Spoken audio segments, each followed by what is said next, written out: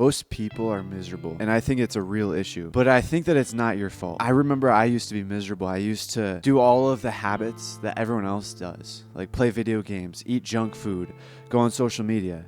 I used to do all of these things because I observed it, and human behavior we learn by copying. So I just copied the behaviors, and it turned out that they were really bad.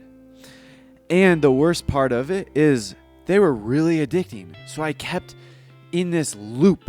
It kept me trapped. I couldn't escape. And it's just like this study that I heard of one time where the researchers took kids. They locked a kid in a room with nothing but a marshmallow. And they said, we're going to be back in a couple minutes, and you can have the marshmallow if you want, but if you wait until we come back, we'll give you another one for a reward. So instead of one, they would get 2 marshmallows. And a lot of the kids, they would fail. They would eat the marshmallow before they got the second one. And that shows that most kids have an instant gratification. They can't delay for a further reward. And the issue with this is they actually followed these children throughout their entire lives. And they found that the children who failed to delay, they ate the first marshmallow, they were miserable. Just like most people are these days, because people don't know how to delay.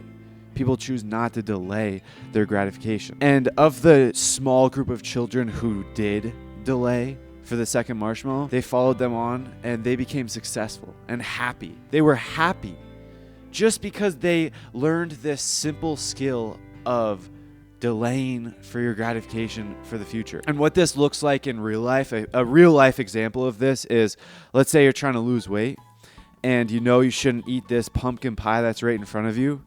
Well, if you eat it, then that's like equivalent to eating the first marshmallow.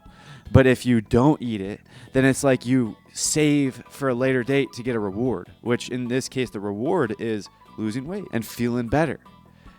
And the way this actually plays out in real life is because you can actually learn this delayed strategy. You can actually learn it. And there was a separate study who took kids who failed the marshmallow test. They could not delay for the second one. They took the kids who indulged and they put them in this room to watch an adult successfully delay for the second marshmallow. And after the kids saw this, they learned that, oh, you can actually delay. And they learned how to do it, and they saw the reward for it. And then as a result, these kids learned simply by observing. Nothing else but observing. They learned, and then they retested them, and a lot of them were able to delay. And how this plays out in my life, I remember I used to be miserable. I used to lay in my bed. First thing I did was grab my phone, and it was awful. But I didn't know anything else. I didn't know that there was other options. I didn't know that you could actually do stuff in life. It was such a trap that it kept me pinned down. And then someone in my life, my dad, he was in a similar situation. He was couch potato. I'm sorry, but and then he changed. He actually improved. He actually started to lose weight. He actually started to go work out. And I saw this crazy transformation. And it wasn't even the transformation. It was just me watching it. It gave me such a new perspective. I just observed. That's all. Honestly, I wasn't even aware that I was observing, but simply just me being in the presence of someone who was delaying for that second marshmallow, simply me just seeing this happen, I now learned how to delay. And not only that, I learned that there's actually huge reward for delaying. And that changed my life completely. 100% changed my life. And here's the issue. Most parents don't do that.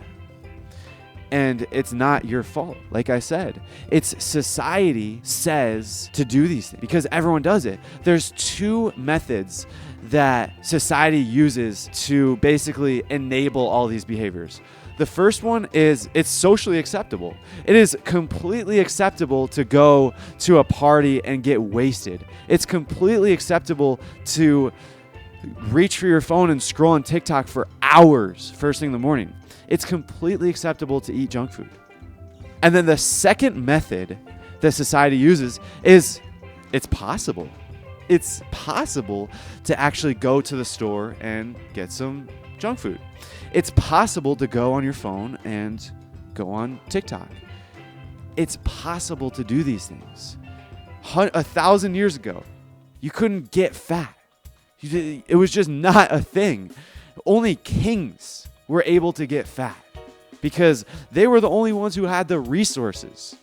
And even then, they still had to eat a crap ton.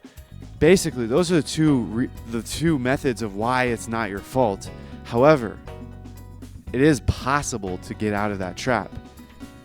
And the thing is that it's not easy, but it's only difficult in the initial part, because once you get through that barrier of entry, the first couple weeks, first month, then you set a positive feedback loop.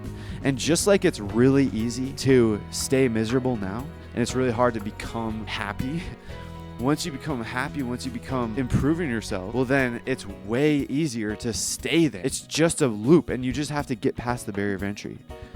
And here's the issue. People don't know what to work on. And that's the thing. In order to actually get out of there, you have to have a purpose. You have to have some goal, some mission. For me, it was simply just get stronger, build a nice physique. It's going to be different for everyone. You just have to ask yourself, like, what do you want? Do you want to have a nice body? Don't say you don't want to lose weight, because that's dumb. Say you want to have a nice looking body, or you want to feel good in your body. Those are completely different things. And in order to find this stuff out, you have to be quiet. You have to get off of the phone for 10 minutes and sit there and figure out what you want. Maybe it'll take longer than that, but that's how it's done. But here's my challenge to all of the adults and all the parents out there, because you guys have crazy power, crazy influence over your kids and over people around you. Just like my dad, he simply just changed his own life. And as a result, I saw that, and it completely changed my life. Parents have so much power over their kids. It's the same reason why kids these days are all miserable and they're all doing these bad habits, because they're just emulating, they're copying what they see. And like I said, it's not the parents' fault, because the parents were born into that environment as well. But it's possible to break the loop, and it's possible to actually start improving and actually become the model. And I think it can be done. If all the parents start doing that, then the kids will slowly start to follow suit. And it's all about creating a culture of the opposite of what our society says. It's about creating a culture that is all about arete. It's an ancient Greek term called excellence. So let's get after it.